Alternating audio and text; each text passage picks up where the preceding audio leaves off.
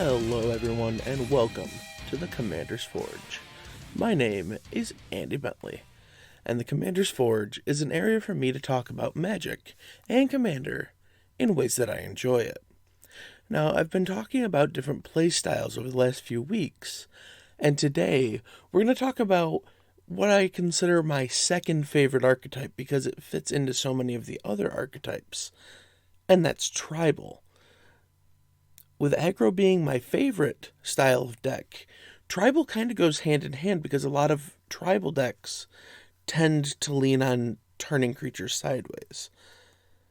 It doesn't necessarily have to, and I have my wizard deck, which is more of a tempo deck, but is also a tribal deck. Or I've got a few mid-range decks that happen to be tribal decks. Or I've got 5-Color Allies, which is a tribal deck, but it's more of a toolbox value deck. But it's also a aggro deck at the end of the day. So I think that's why I like tribal so much, is it's not pinholed into one playstyle. And even with aggro being my favorite playstyle, I don't like being pinholed into one style. I mean, you can ask anybody that's played more than 5 games against me. I might play 3 aggro decks, and then I'll turn around and be like, okay, here's just a value Abzan deck. And then I'm going to play my control deck. Like, I don't like playing the same decks over and over again. I like showing people different things.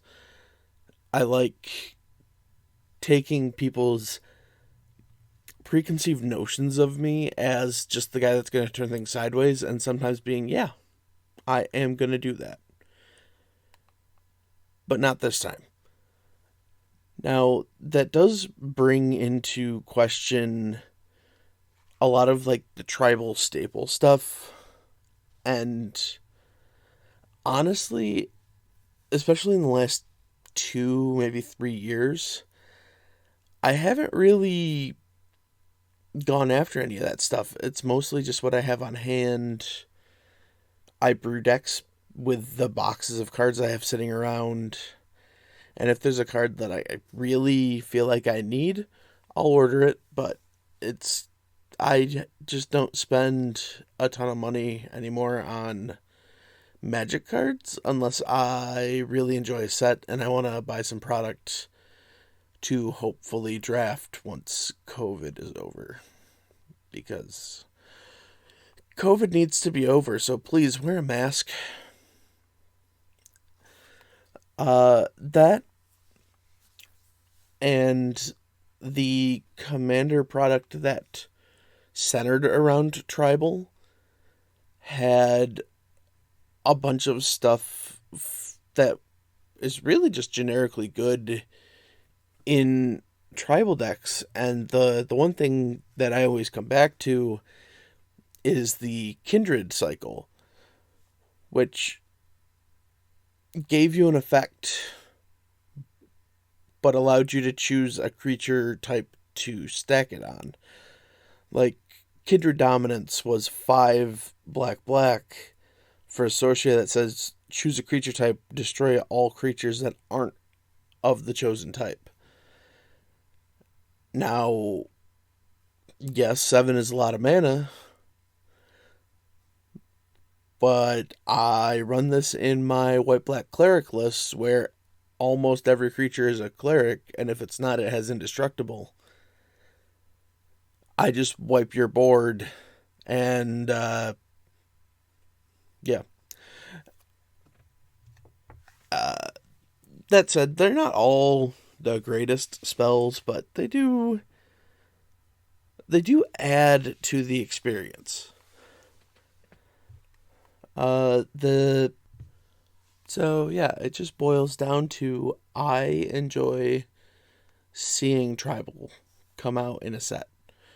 It doesn't necessarily have to be a tribal set like Ixalan was or Rivals of Ixalan was, but I like seeing sets that might say, "Oh, here's a couple merfolk, cool," or well, here's another broken human for a human list, or choose any creature type. Like with Kaldheim, I might rebuild Lovisa Cold Eyes because I've already seen, like 5 Berserkers? Like, just stuff like that. It doesn't necessarily have to be geared towards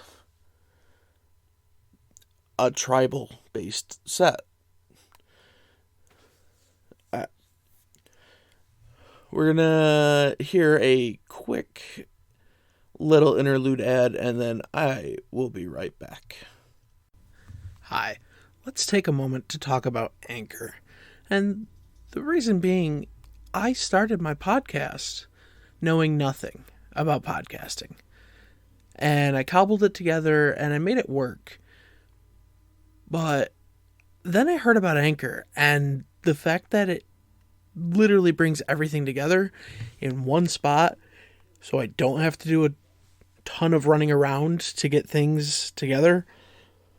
You can literally create and edit the podcast right there. Not only that, you don't have to try and distribute it yourself. They will do it for you. On top of that, they will start paying you.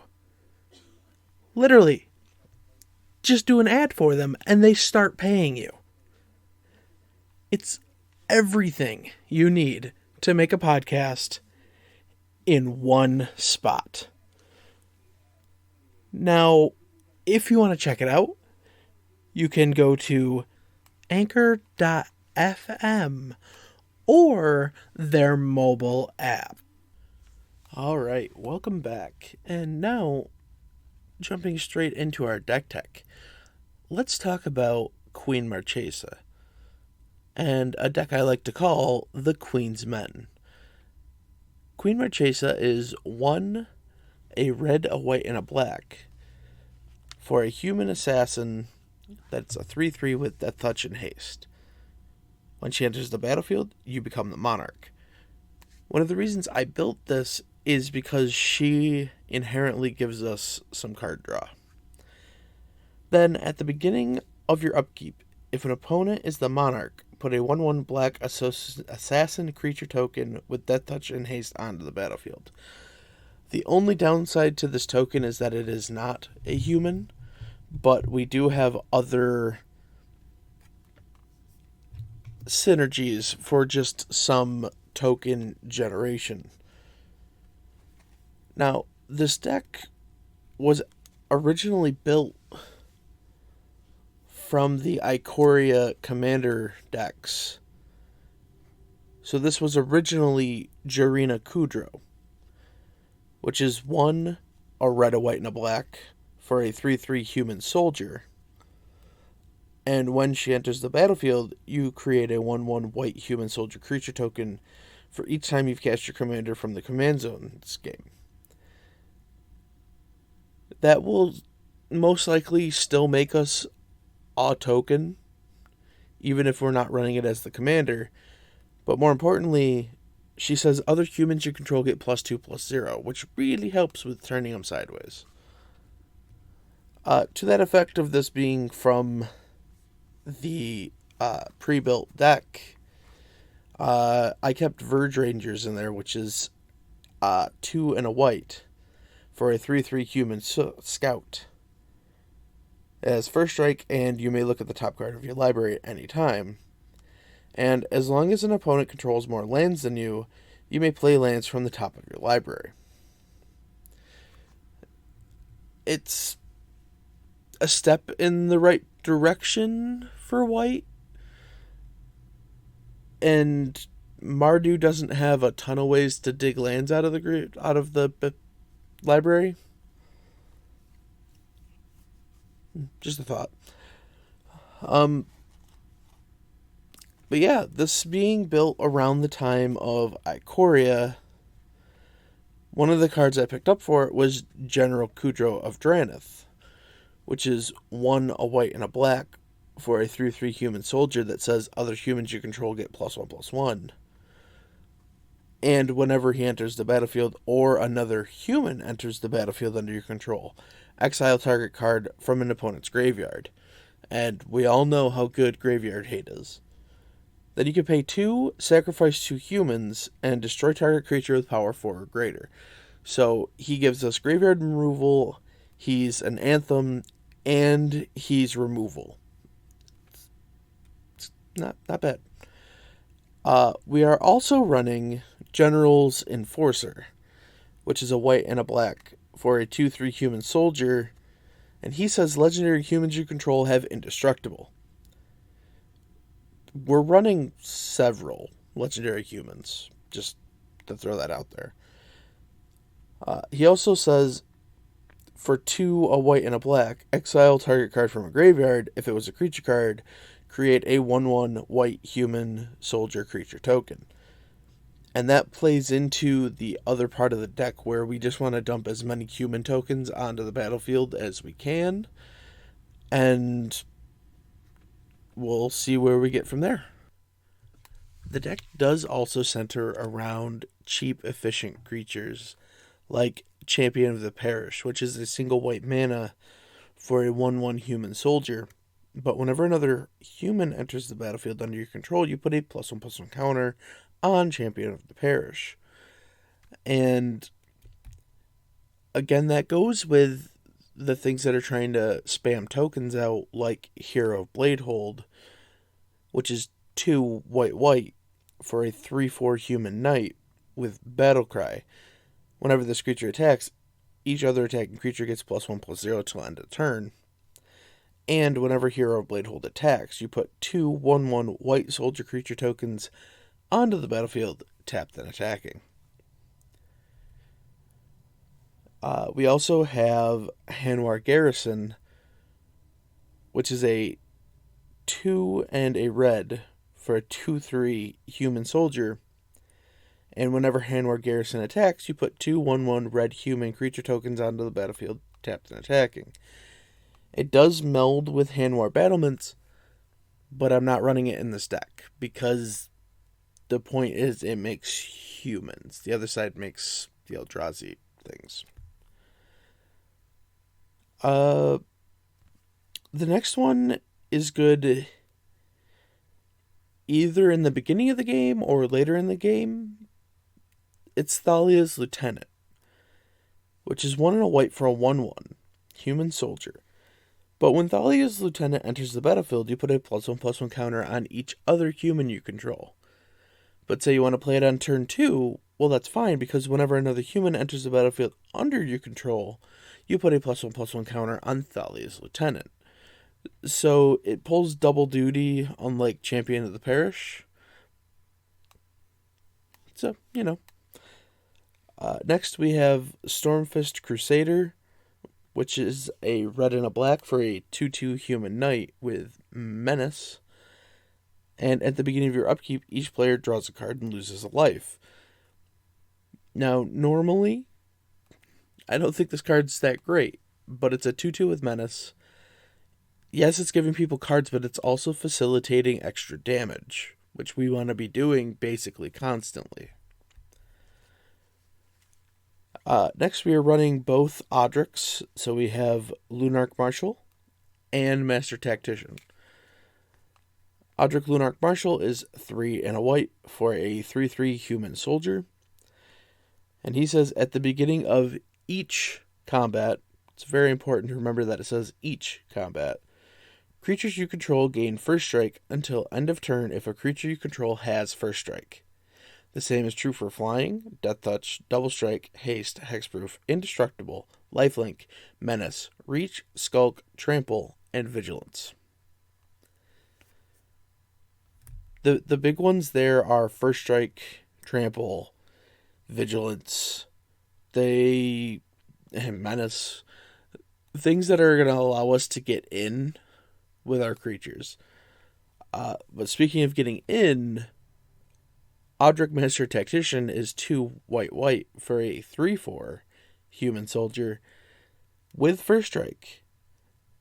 And whenever Odrix Master Tactician and at least 3 other creatures attack, you choose which creatures block this combat and how those creatures block. So you can put something that you need to get rid of in front of something, or you can just say, no, you're going to take it all. So a lot of our creatures are small, efficient creatures, and we're going to want to be able to get them back because eventually people are going to play bigger creatures that are going to outmatch us. So we have Alesha, who smiles at death, which is 2 and a red for a 3/2 human warrior. She has first strike, and whenever she attacks, you can pay 2 hybrid Orzhov mana. If you do, return target creature card with power 2 or less from your graveyard to the battlefield tapped and attacking.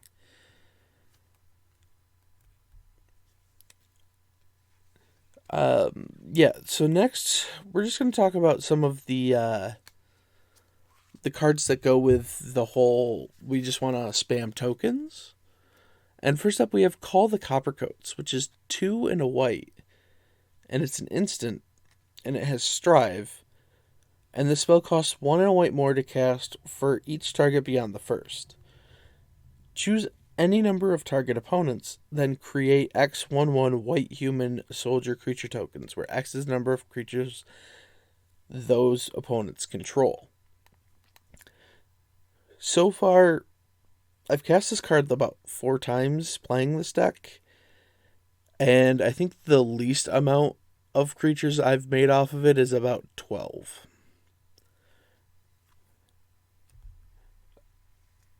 The next one is a card that I've been trying to get to work in so many different places, and I mean, it worked here. It's Outlaw's Merriment. It's 1 a red and 2 white for an enchantment that says at the beginning of your upkeep, choose one at random. Create a red and white creature token with these characteristics. The first one is a 3/1 human warrior with trample and haste. The second one is a 2/1 human cleric with lifelink and haste. And the third one is a 1/2 human rogue with haste. And when this creature enters the battlefield, it deals 1 damage to any target. Now, the greatest thing about each of these tokens is they have haste. And if Odric is out, that means the entire team has haste. Just food for thought. With spamming tokens onto the battlefield, I figured it'd be a good idea to throw an Impact Tremors in here. It's 1 in a red for an enchantment that says whenever a creature enters the battlefield under your control, Impact Tremors deals 1 damage to each opponent. I'm running Curse of Vengeance, which is 3 a white and a black. And that just says whenever a creature you control attacks, defending player loses a life and you gain a life. And then we're running Goblin Bombardment, which is 1 in a red for an enchantment that says sacrifice a creature. Goblin Bombardment deals 1 damage to target creature or player. That's all just kind of geared towards dumping creatures out, doing damage, turning them sideways, and being in Mardu gives us a lot of really great removal spells. And the first one I'm going to start with is Ruinous Ultimatum. Yes, it is 7 mana, and yes, it is red, red, white, white, white, black, black. But you destroy all non-land permanents your opponents control. So it's very worth it. Then we have stuff like the Mortifies, all that kind of removal.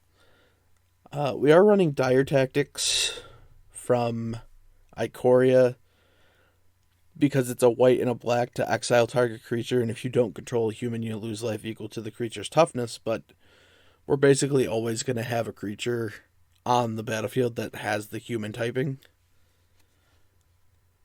Now, we're not running a ton of ways to get the Monarchy back if we lose it, but we are running Court of Ire, which is 3 red, red, and when it enters the battlefield, you become the Monarch.